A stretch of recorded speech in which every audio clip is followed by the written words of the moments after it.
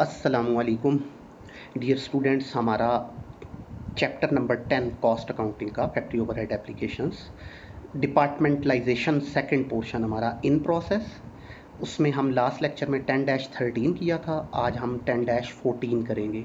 तो इस वक्त हमारा कौन सा मेथड चल रहा है? रेसिप्रोकल। तो रेसिप्रोकल अपोर्शनमेंट में क्या होता है? सेकेंडरी अपोर्शनमेंट में जब हम जाते हैं तो जो सर्विस डिपार्टमेंट है वो प्रोडक्शन के साथ साथ अपने एक्सपेंसेस एक दूसरे को भी दे रहे होते हैं। तो जब सर्विस डिपार्टमेंट प्रोडक्शन के साथ साथ एक दूसरे को अपने एक्सपेंसेस दें तो वो फिर रेसिप्रोकल अपोर्शनमेंट बन जाती है। और रेसिप्रोकल अपोर्शनमेंट को दो मेथड से अटेम्प्ट करते हैं, एक होता है रिपीटेड डिस्ट्रीब्यूशन मेथड और दूसरा होता है एल्जेब्रिक डिस्ट्रीब्यूशन मेथड।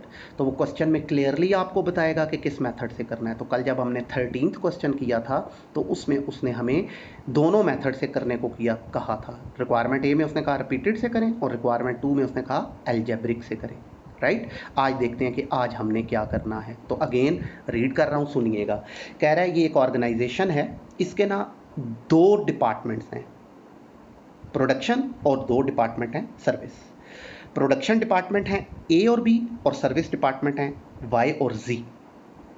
ठीक, अब जो ओवरहेड्स है ना वो कह रहा है ये आफ्टर प्राइमरी अपोर्शनमेंट आपके पास ही पड़े हैं। अब वाई के हवाले से उसने बताया कि ये अपने एक्सपेंस का 50% ए को देता है, 40% बी को देता है, 10% जी को देता है, और टोटल इसके एक्सपेंस कितने हैं? 1500। और जो सर्विस डिपार्टमेंट जी है वो अपने एक्सपेंस का 40% ए को देता है, 40% बी को देता है, 20% वाई को देता है, और एक्सपेंस इसके कितने हैं? 13,200 है। अब रिक्वायरमेंट में देखें क्या कह रहा है? Amount of service cost applicable to each department. कह रहा है आप सर्विस डिपार्टमेंट की वो अमाउंट्स बताएं जो हर डिपार्टमेंट में डिस्ट्रीब्यूट होनी है। मींस रिपीट नहीं करना है, एक ही दफ़ा बताना है। तो एक ही दफ़ा हम कहाँ बताते हैं? एल्जेब्रिक में। तो इसका मतलब है अब इस क्वेश्चन में उसने कहीं नहीं कहा कि एल्जेब्रिक से करें, लेकिन उसने हिंट छोड़ दिया आपके लिए। क्या कह रहा है? सर्विस डिपार्टमेंट के वो एक्सपेंस बताओ जो प्रोडक्शन में डिस्ट्रीब्यूट होने, तमाम डिपार्टमेंट्स में डिस्ट्रीब्यूट होने हैं। ठीक है, तो वो एक्सपेंस कैसे फाइंड होते हैं? एल्जेब्रिक से। तो इसका मतलब है हम एल्जेब्रिक से इसे सॉल्व करेंगे। अब बी में क्या कह रहा है? The total factory overhead in each producing department after primary overhead amount to ₹40 and 60,000 A and B. और कह रहा है जो प्रोडक्शन डिपार्टमेंट ए और बी के एक्सपेंस है ना वो आफ्टर प्राइमरी अपोर्शनमेंट 40,000 ए के हैं और 60,000 बी के हैं। इसका मतलब है हमारे इस क्वेश्चन में भी हमारी प्राइमरी अपोर्शनमेंट हो चुकी हुई है, हमने सिर्फ क्या करनी है? सेकेंडरी अपोर्शनमेंट करनी है। राइट, तो स्टार्ट लेते हैं बेटे। हम बनाएंगे यहाँ पे अपनी फैक्ट्री ओवरहेड डिस्ट्रीब्यूशन शीट। तो आपने वही 3 लाइंस यूज़ करनी है इन्फॉर्म करने के लिए। पहली लाइन में आप लिखेंगे नेम ऑफ द ऑर्गेनाइजेशन, नहीं दिया हुआ 3 डैशेज। सेकंड में आप लिखेंगे बेटे फैक्ट्री ओवरहेड डिस्ट्रीब्यूशन शीट, और थर्ड लाइन में आप लिखेंगे for the year ended 31 December dash dash, नहीं मेंशन किया उसने। राइट साइड से स्टार्ट लेंगे सर्विस डिपार्टमेंट वाई जी, और फिर आएंगे production department A and B. ठीक, और फिर टोटल का कॉलम बनेगा। अब फिर बनता है हमारे पास बेस ऑफ अपोर्शनमेंट, तो उसकी ज़रूरत नहीं है क्योंकि प्राइमरी अपोर्शनमेंट हमारी हो चुकी हुई है। ठीक, बेस ऑफ अपोर्शनमेंट का कॉलम हम तब बनाते हैं जब हमने प्राइमरी अपोर्शनमेंट करनी हो, तो वो हो चुकी है इसलिए बनाने की ज़रूरत नहीं है। राइट, तो अब यहाँ लिखेंगे, बाकी जो स्पेस बचा वो पर्टिकुलर के लिए हो गया। तो अब जब हम फैक्ट्री ओवरहेड डिस्ट्रीब्यूशन शीट को बनाते हैं तो उसके 3 सेक्शन होते हैं। पहला डायरेक्ट डिपार्टमेंटल कॉस्ट, दूसरा प्राइमरी अपोर्शनमेंट और तीसरा सेकेंडरी अपोर्शनमेंट। तो अब 1 बाय 1 हर सेक्शन को स्टार्ट लेते हैं। तो अब देखें उसने क्लियरली कहा है कि एक्सपेंसेस आफ्टर प्राइमरी अपोर्शनमेंट है, तो इसका मतलब है आपकी डायरेक्ट डिपार्टमेंटल कॉस्ट भी ट्रीट हो चुकी हुई है और प्राइमरी अपोर्शनमेंट भी हो चुकी हुई है, आपने सिर्फ सेकेंडरी अपोर्शनमेंट करनी है। तो आप यहाँ पे अगेन हेडिंग देंगे overheads after primary apportionment. Right, अब वो कितने हैं? प्रोडक्शन डिपार्टमेंट ए के उसने 40,000 बताए हैं, बी के उसने 60,000 बताए हैं, सर्विस डिपार्टमेंट वाई के उसने 15,000 बताए हैं और सर्विस डिपार्टमेंट जी के उसने 13,200 बताए हैं। अब आप इन चारों एक्सपेंसेस को ऐड करें तो इनका सम टोटल के कॉलम में आ गया 128,200। अब आ जाते हैं बेटे हम लोग अपनी सेकेंडरी अपोर्शनमेंट। तो अब चूंकि हमारे पास ये रेसिप्रोकल सर्विस डिपार्टमेंट एक दूसरे को भी अपने एक्सपेंसेस दे रहे हैं, तो ये हमारे पास रेसिप्रोकल अपोर्शनमेंट बन रही है जिसके दो मेथड हैं, एक रिपीटेड और दूसरा एल्जेब्रिक। ठीक, तो अब हमने इसको किससे करना है? एल्जेब्रिक से करना है। ठीक है, तो एल्जेब्रिक में क्या करेंगे हम लोग? एक्सपेंसेस को एक ही अटेम्प्ट में फाइंड करेंगे, रिपीट नहीं करेंगे।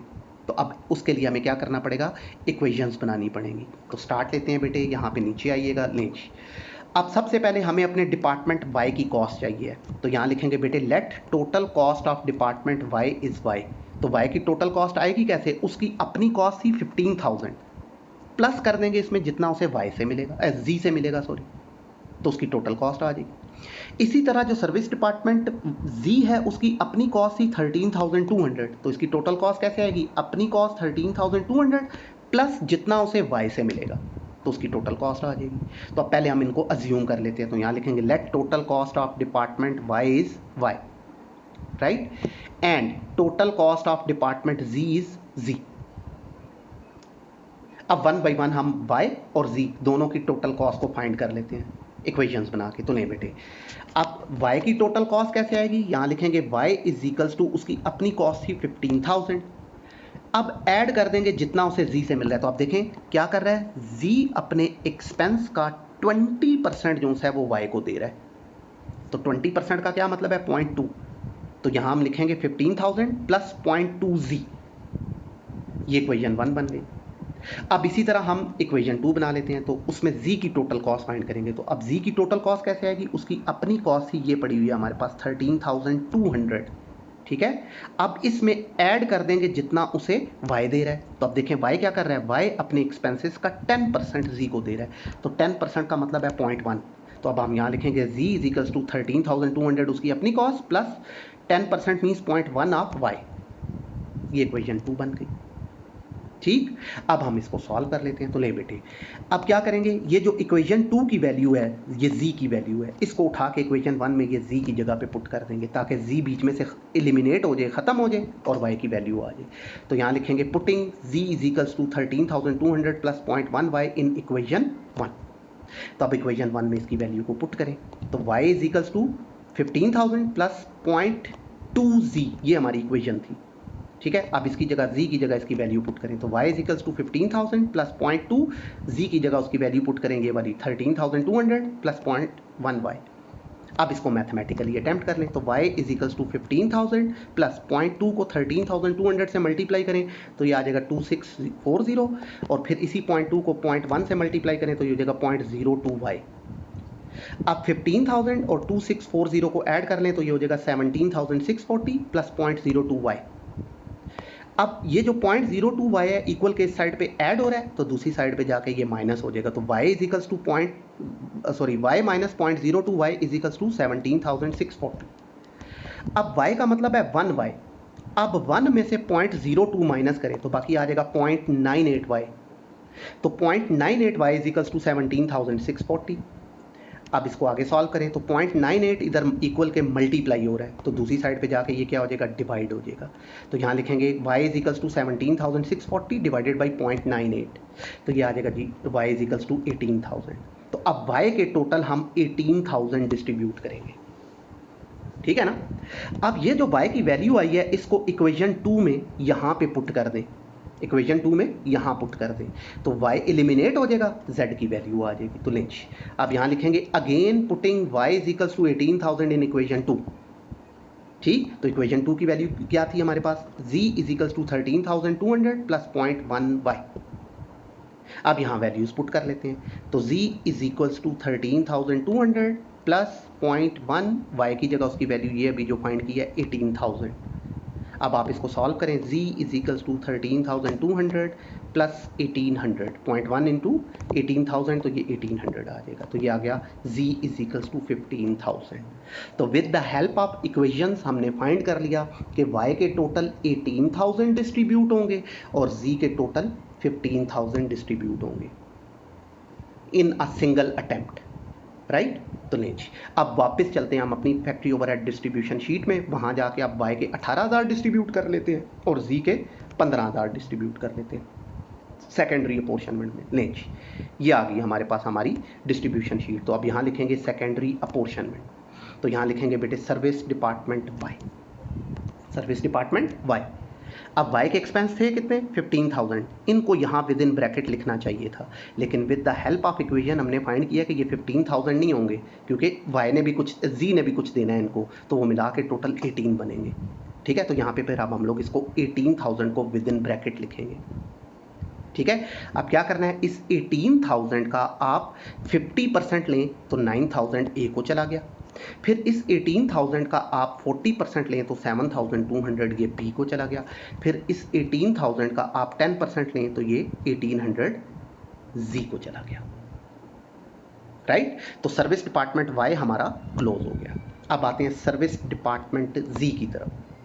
तो अब मुझे नहीं पता कि इस 13,200 और 1,800 का सम क्या बन रहा है, but with the help of equations मैंने फाइंड किया कि ये जो मेरा जी डिपार्टमेंट है ना, इसके टोटल एक्सपेंस 15,000 है जो मैंने क्लोज करने हैं। तो फिर मैं क्या करूँगा, यहाँ पे विद इन ब्रैकेट 15,000 लिखूंगा। तो अब अगर आप 13,200 और 1,800 को ऐड करें तो ये 15,000 ही बनता है, नहीं बनता तो गलत किया हुआ है आपने। ठीक है ना। अब इस 15,000 को मैंने डिस्ट्रीब्यूट करना है किस में, ए बी और वाई में।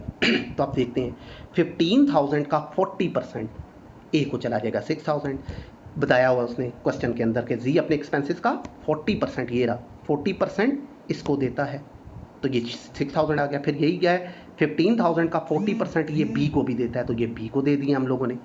राइट, फिर इसी 15,000 का कितना 20% ये इसको देता है, तो 15,000 का 20% लें तो ये 3,000 इधर भी आ गया।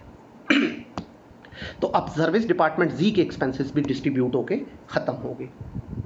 राइट, अब सर्विस डिपार्टमेंट जी तो हो गया निल, लेकिन जब जी को क्लोज किया तो वाई को भी 3,000 दोबारा मिले, तो अब इनको क्लोज करने की मजीद ज़रूरत नहीं है क्योंकि हम ऑलरेडी ऊपर 18,000 नेगेटिव लिख चुके हैं। तो अब देखें वाई के कॉलम में आए तो 15,000 पॉजिटिव, 3,000 पॉजिटिव, तो टोटल पॉजिटिव कितना हो गया 18,000, बीच में 18,000 नेगेटिव ऑलरेडी मौजूद है, ये ज़ीरो हो गया।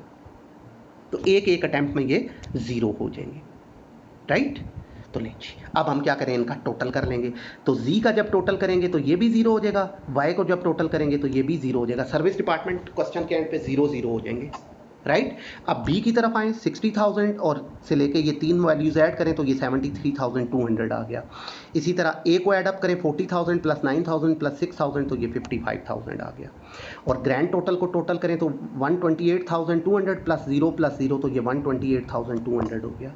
तो ये वर्टिकल टोटल भी आपका 128,200 है और हॉरिजॉन्टल अगर इन दोनों को भी आप ऐड करें तो ये 128,200 ही बनता है।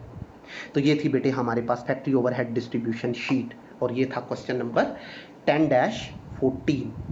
अब बेटे क्वेश्चन नंबर 10-15 एग्जैक्टली यही है। ठीक है, ये अब आप लोग खुद कर लेंगे। इससे प्रीवियस लेक्चर में हमने 13 किया था, आज के लेक्चर में मैंने 14 करवाया है। 15 एग्जैक्टली यही है, वो आप लोग खुद कर लेंगे। अब नेक्स्ट लेक्चर में हम इंशाल्लाह इसका क्वेश्चन नंबर 16 करेंगे जो कि एक कंप्रीहेंसिव क्वेश्चन है इसका। राइट, तो इसके बाद फिर ये हमारा डिपार्टमेंटलाइजेशन का टॉपिक वाइंड अप हो जाएगा। ले बेटे।